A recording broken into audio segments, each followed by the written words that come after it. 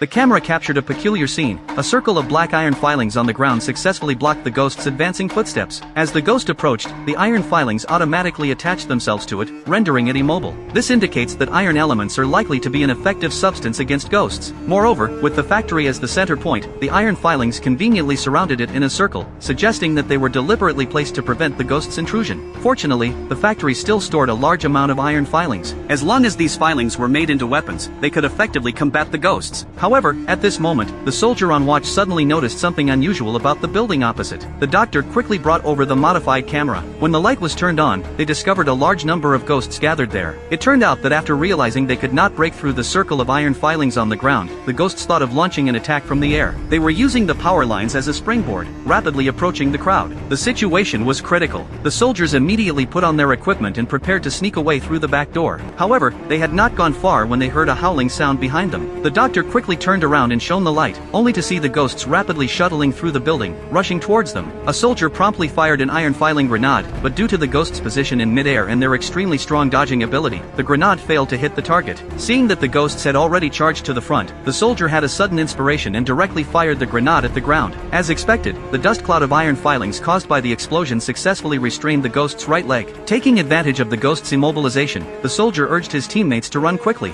However, more ghosts had already caught up, and the effect of the grenades was limited, only able to briefly trap the ghosts for a short time. The soldiers could only cover each other in turns, with the teammates at the back blocking first, while the soldiers in front quickly found a good position to cover the retreat of their teammates behind. In this way, they fought and ran all the way until they reached the entrance of the square. However, by this time, more ghosts had also gathered. Fortunately, the entrance to the square was a small alley. All the soldiers with grenade launchers hurriedly fired grenades continuously to create a barrier of iron filings, successfully blocking the ghost's footsteps. At the critical moment, a sound suddenly came from the right side of the square. The silhouette of a tank slowly appeared. The reinforcements from the base had finally arrived. When the operator turned on the light, everyone couldn't help but gasp. It turned out that a large number of ghosts had already gathered around them at some unknown time. The tank immediately rotated its turret and launched a fierce attack on the building where the ghosts were located. However, the ghosts were unharmed and then launched an assault on the humans. They dragged long white trails behind them as they rapidly dived down from above.